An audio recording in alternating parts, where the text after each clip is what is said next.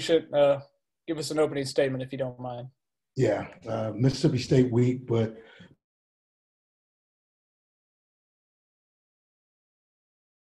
started just like to talk about Election Day. Terrific job in the middle of last month, just with BSAG, Black Student Athletic Group, along with SAC, voter registration in our stadium. But every vote matters. Man, I'm not into who people were voting for. I'm all about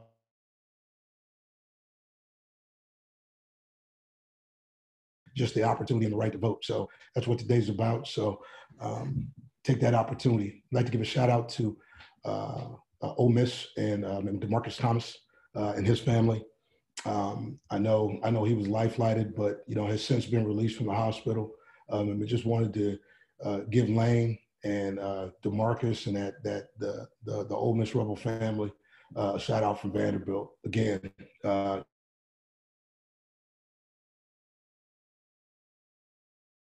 man, we're all competitors, but at the end of the day, man, it's greater for me. So I believe, man, that's extremely important. So we all play the game for the love of the game. But with that being said, when one of ours is falling, man, we make sure, man, we reach out.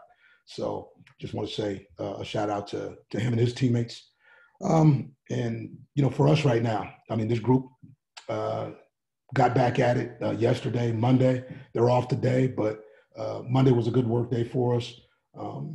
Leadership came together and just talked about, being a little more calloused, like in our process. I think, we saw some good things offensively, defensively.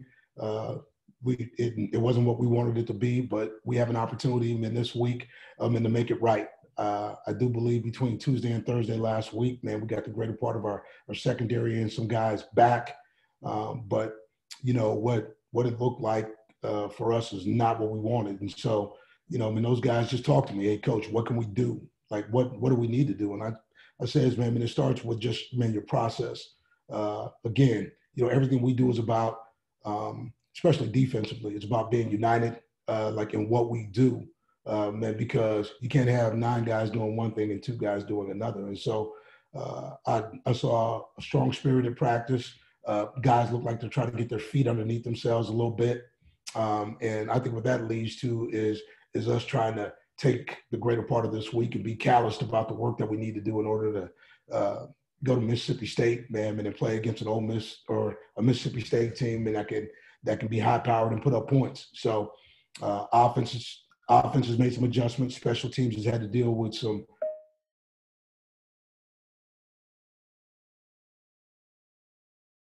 personnel adjustments, but the greater that starts with, schemes, our players and how they practice and how we put days on top of each other. And so with that, I'll open it up for questions. Chris, why don't you go ahead today? Yeah, Derek, the A&M game, so much went so well for you guys on defense. You got pressure on the passer. You tackled well. What have been the main differences between that performance and the 3 cents? Yeah, I just think, availability of roster and just the ability to have as much time as we had, like to actually prepare together. I think, since week 1, it's been 5 or 6 of the same guys, at a time, but different guys playing every week. To have, in the same group with experience, with being able to have that group that communicates together. Football, just like most sports, it is about rhythm, timing, cohesiveness, the ability to trust one another, in that process. And the experience piece is good, man. But when you haven't, maybe played together like enough, you're still trying to get that timing, that trust, that kick back. And so for us, like Texas A&M with. And look, for us, no excuses. We're not going to make them. We understand that, games are in front of us. Games have to be played. We want the opportunity, but we've got to find a way, man, to callous ourselves a little bit, whether it's the adversity or whether it's us finding a way to fight through, like a tough down or like a tough series to get back to where we need to be. And that's getting back to the middle. And that's part of what the leadership was asking me, yesterday, like, what can we do? What do we need to be doing? And I was very, very clear. But X's and O's haven't changed. Can they be adjusted? Can we make a tweak or an adjustment here? Not really about that. Okay, man. It's about us truly believing, okay, man, in what we do and believing in one another. And when you do that, the football starts to become real easy. And right now, it hasn't come as easy. Adam, go ahead. Yeah, Derek, whatever you guys did to sort of tweak the progressions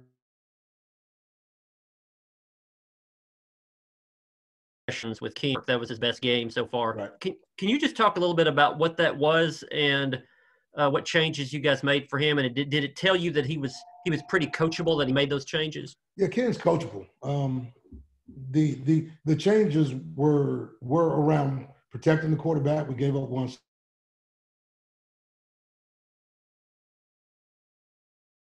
So it was about protecting the quarterback, a series of throws, a platform. What platform was he throwing from? Was it always from the same spot?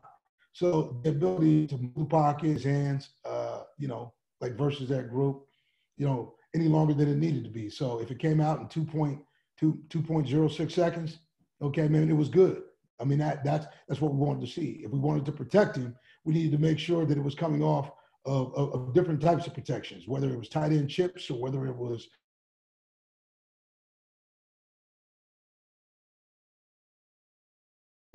play action. You saw, like a fair amount of that. He may have had a couple of blazes or hits, man, but what you saw for the most part was a fairly clean pocket and him being able to get the ball out of his hands. But the spacing of the throws, spacing of receivers, opportunity for guys to work in space. You saw Cam Johnson have 14 catches, like in that ball game. Again, I thought we concentrated on, who are our guys? What can we do to help our quarterback in terms of the read progression? Because what we do know is that he's a pretty accurate quarterback. So in that, man, we're going to make sure, man, that we can week to week build it so it fits him, it fits what we need to do, and let's play ball. And something on Mississippi State, is the air raid that Mike Leach is running now the same as what you saw him have at Washington State, or is this quite different? It's very similar.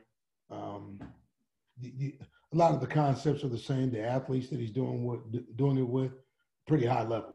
Okay, man, he's got weapons, all the way around from the backs, into the wideouts.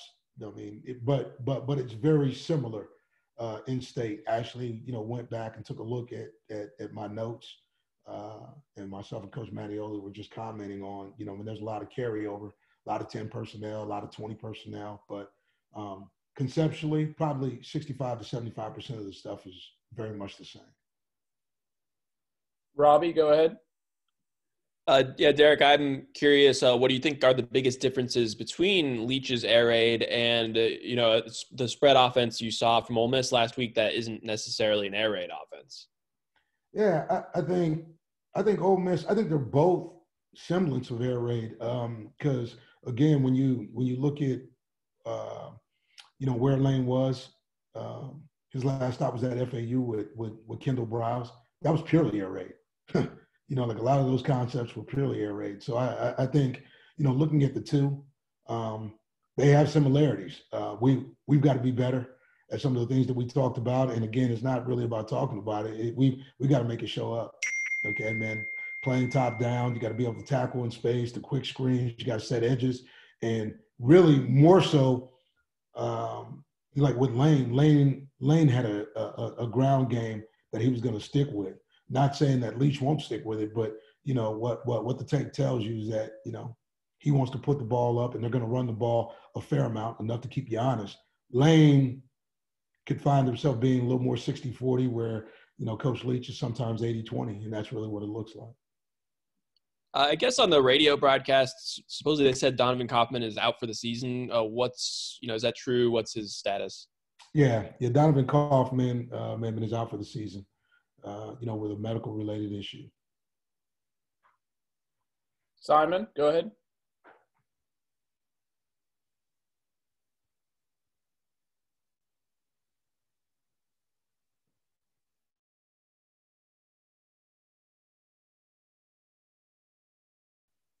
Sorry, I just realized I was muted.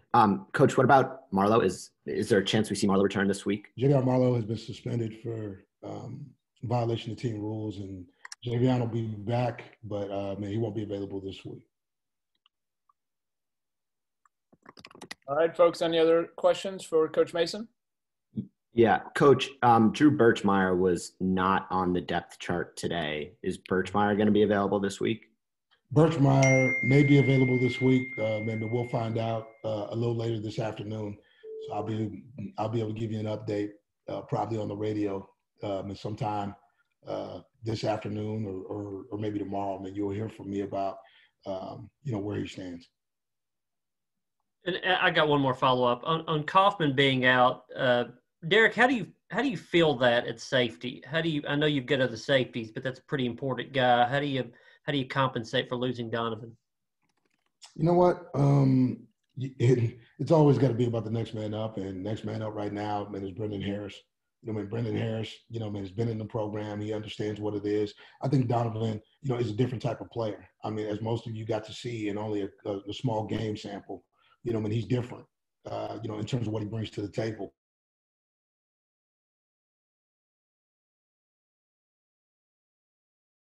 Defensively, special teams, have to step up and fill that role. You also got the Ricky Wright too. Chase Lloyd is back, and I know Chase had to jump in there versus South Carolina, but I think once these guys get a chance to get their feet wet, I think the game only starts to slow down for them. But for me, those three guys have to fill one guy's shoes, and that's sort of what it looks like right now. It's been a different go, with different challenges. I think our roster is challenged more so than any other roster in the SEC. We're challenged more, with the loss of good players and what that looks like.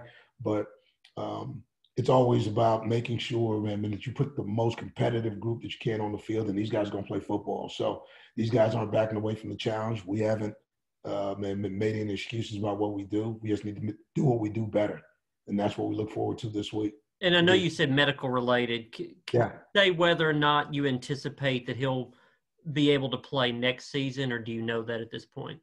Oh, Donovan Kaufman will be back next season. Okay. It's just for the remainder of the 2020 season. Donovan will be out, and it's unfortunate, but by the same token, we understand, what we need to do when moving forward. And he's been great. His folks have been great. We just got to make sure at the end of the So do you have one more quickly? Go ahead, Robbie. Yep, thanks. What have you seen from Onlston Oregy this season? I saw that also Anthony Oregy is not on the depth chart. So, I guess his brother is moving into that starting role. You know what, Onlston, in Anthony, I'll have a better idea on Anthony like this afternoon as well. So, again, I'll update you on where we're at. Obviously, there's some breaking news around that, so we'll see, where it takes us. But in looking at where Onlston is, I thought Onlston, before he was out, I thought Onlston was starting to play the way we needed him to play. I think he started in the Texas A&M game. I think you saw, some good pieces of what he can do. I think he's athletic. I think he's strong. He's different. His speed is different than anybody else's speed at that position. For us, and I think in the SEC, you got to be fast, you got to be agile, but you got to be strong enough to get backs on the ground. With instantaneous contact. And I think for him, he was getting better and growing towards that.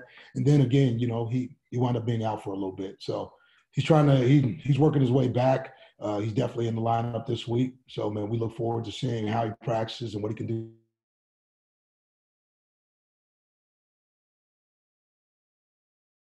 on Saturday. All right, Coach. I believe that's it. Appreciate you guys. Thank you. Take care.